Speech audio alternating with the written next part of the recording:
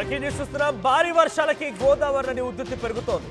భద్రాచలం వద్ద 46.5 అడుగుల వద్ద గోదావరి ప్రవహిస్తోంది. అర్ధరాత్రి నుంచి భద్రాచలంలో భారీగా వర్షం కురుస్తోంది.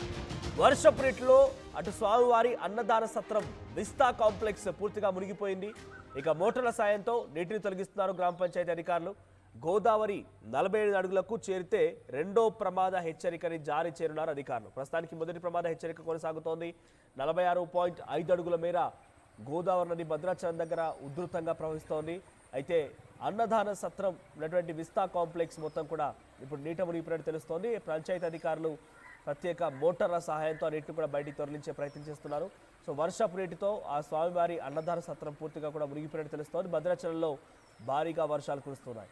సో గోదావరి నది ఉధృతంగా ప్రవహిస్తుందనంటే అక్కడ భద్రాచలం ఆలయానికి డెఫినెట్గా కొంత నీళ్లు చేరుకునే అవకాశం ఉంది. విజువల్లో చూస్తుంటే భద్రాచలం గ్రామంలో పరిస్థితి ఎలా ఉందో చూడండి.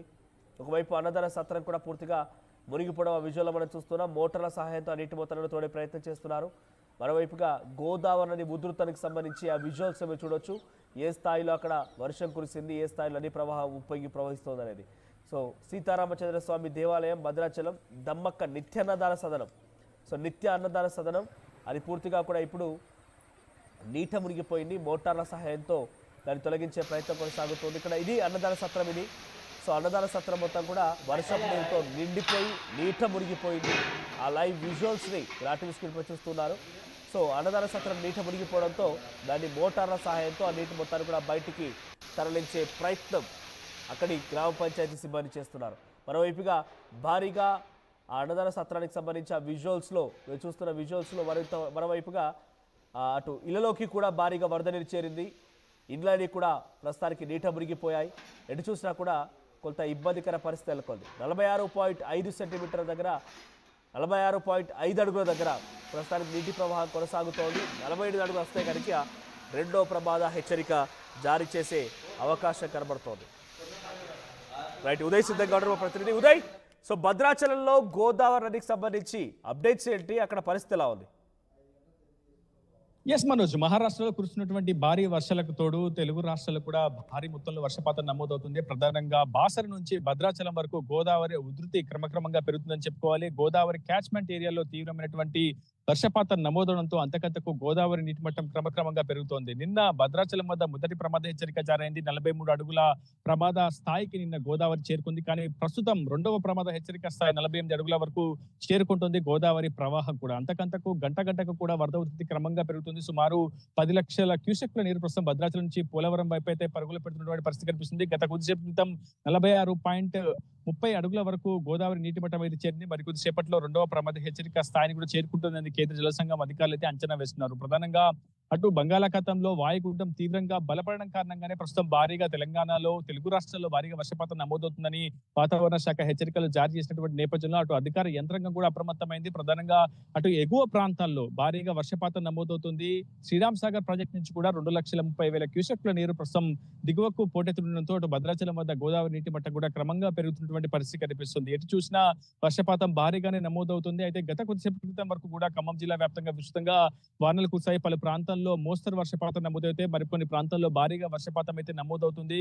భద్రాచలం వద్ద గోదావరి నీటి మట్టమే కొంత ప్రమాదకర స్థాయికి చేరుకుంటుందని చెప్పి అధికారులు కూడా అంచనా వేస్తున్నారు. ముందస్తుగానే లోతట్టు ప్రాంత వాసులను అలర్ట్ చేసినటువంటి పరిస్థితి కనిపిస్తుంది. రెండవ ప్రమాద హెచ్చరికను కూడా మరికొన్ని గంటల్లో జారీ చేసే అవకాశం అయితే ఉంది. మరోవైపు భద్రాచలం నుంచి దుమ్ముగూడెం వెళ్లే మార్గ మధ్యంలో గల తూరుబక్క వద్ద కూడా గోదావరి ప్రవాహం రహదారిపైకి వస్తుందని చెప్పి అధికారులు అంచనా వేస్తున్నారు. ఇప్పటికే ముందస్తు జాగ్రత్తలు తీసుకుంటున్నారు. రాకపోకలకు కూడా తీవ్రమైనటువంటి అంతరాయం కలిగే ఏర్పాటు పరిస్థితుల నేపథ్యంలో అటు ఛత్తీస్గఢ్ వరకు అదేవిధంగా ఆంధ్ర ఒరిస్సా బార్డర్ వైపు కూడా వెళ్లే రాకపోకలకు తీవ్రమైనటువంటి అంతరాయం కలిగే పరిస్థితి కనిపిస్తుంది. ఎగువ ప్రాజెక్టుల నుంచి భారీగా దిగువకు నీరు విడుదలవడంతో చాలా పరిస్థితి ఇంకా ప్రమాదకర స్థాయికి చేరుకుంటుందని చెప్పి అధికారులు అయితే అంచనా వేస్తున్నారు. ప్రస్తుతం భద్రాద్రి కొత్తగూడెం జిల్లా కలెక్టర్ జితేష్ విపడితో పాటు అక్కడ సబ్ కలెక్టర్ కార్యాలయంలో ప్రధానంగా కలెక్టరేట్ కార్యాలయంలో కూడా కంట్రోల్ రూమ్ ఏర్పాటు చేసే ప్రయత్నం చేస్తున్నారు. ముందస్తుగా సురక్షిత ప్రాంతాలకు ముంపు ప్రాంత వాసులను కూడా తరలించే ప్రయత్నం ప్రస్తుతం భద్రాద్రి కొత్తగూడెం జిల్లా యంత్రాంగమే చేస్తుంది. ఏదేమైనప్పటికీ అటు ఉమ్మడి ఖమ్మం జిల్లా వ్యాప్తంగా భారీగా వర్షపాతం అయితే నమోదవుతున్నటువంటి పరిస్థితి ఉంది. మనోజ్, ప్రధానంగా నిన్న భద్రాచలం పట్టణంలో భారీగా రాత్రంతా కూడా వర్షం కురిసింది. నిన్న రాత్రి 9 గంటల నుంచి తెల్లవారుజామున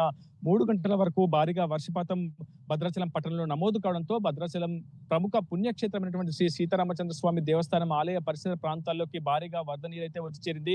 ప్రధానంగా విస్తా కాంప్లెక్స్ తో పాటు నిత్యాన్నదాన సత్రంలో కూడా మోకాల లోతు వరకు నీరు చేయడంతో చాలా ఇబ్బందికరమైనటువంటి పరిస్థితి ఏర్పడింది. సో రామాలయ సిబ్బంది, ఈవో, కార్యనిర్వాహక విభాగం అంతా కూడా ఉధృతంగా ప్రవహిస్తున్న సమయంలో ఆ నీటి ప్రవాహం దాదాపుగా ఆలయాన్ని చుట్టుముడుతూ ఉంటుంది. ఇప్పుడు గోదావరి నది ఏ రకంగా ప్రవహిస్తోంది, ఆలయ పరిసర ప్రాంతాలు ఎలా ఉన్నాయి?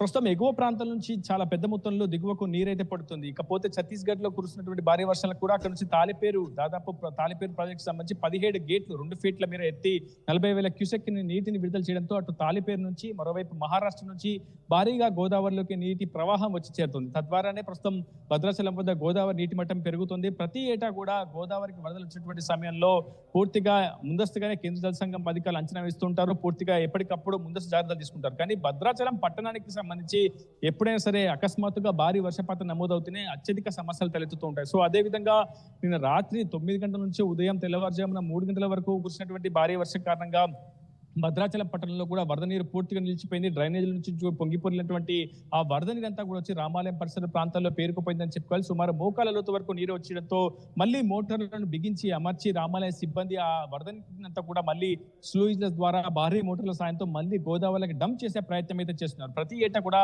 ఇదే నిత్యకృత్యమైనటువంటి పరిస్థితి కనిపిస్తుంది. ప్రతి ఏటా ముందస్తుగా జాగ్రత్త తీసుకోవాల్సినటువంటి అవసరం ఉంటుంది. కానీ ఈసారి ఆ జాగ్రత్తలో వైఫల్యం జరిగిందా లేదనే అంశానికి సంబంధించి అధికార యంత్రాంగం అయితే స్పందించాల్సి ఉంటుంది. కానీ ప్రస్తుతం నిత్యాన్నదాన సత్రంతో పాటు విస్తా కాంప్లెక్స్ లోకి మొత్తం మోకాల లోతు వరకు కూడా భారీగా వరద నీరైతే వచ్చేదని చెప్పి మనకి సమాచారం అంతుంది. ప్రస్తుతం ఆ నీటిని అంతా కూడా భారీ మోటార్ల సహాయంతోనే మళ్ళీ గోదావరికి తిరిగి డంప్ చేసే ప్రయత్నం చేస్తున్నారు. ఇకపోతే అటు మంత్రులు తుమ్మల కూడా పూర్తి స్థాయిలో సమీక్ష నిర్వహిస్తున్నారు. అటు సీఎం రేవంత్ రెడ్డి కూడా ఇప్పటికీ కలెక్టర్లతో పాటు జిల్లా అధికార యంత్రాంగంతో సిఎస్ తో పాటు పూర్తి స్థాయిలో వీడియో సమావేశం కూడా నిర్వహించారు. ఖచ్చితంగా అటు హైదరాబాద్ లో మూసీతో పాటు భద్రాచలం గోదావరి పరివాహక ప్రాంతాల్లో కూడా చాలా భారీగా వర్షపాతం నమోదవుతున్నటువంటి నేపథ్యంలో తీసుకోవాల్సిన జాగ్రత్తలపై క్షేత్రస్థాయి సిబ్బందికి అయితే అధికార యంత్రాంగానికి అయితే దిశానిర్దేశం చేస్తున్నారు. Manoj, right, thank you Uday. So మొత్తంగా గోదావరి నది ఉధృతంగా ప్రవహిస్తోంది. 46.5 అడుగుల దగ్గర భారీగా వరద ఉధృతి కొనసాగుతోంది.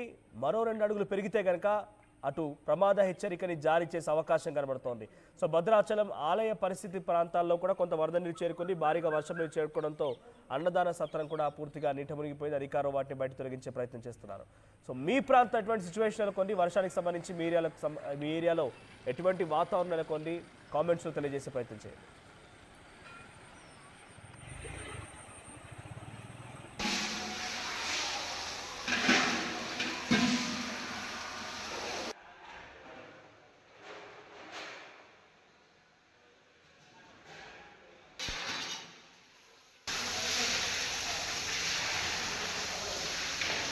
अच्छा लगा भाई।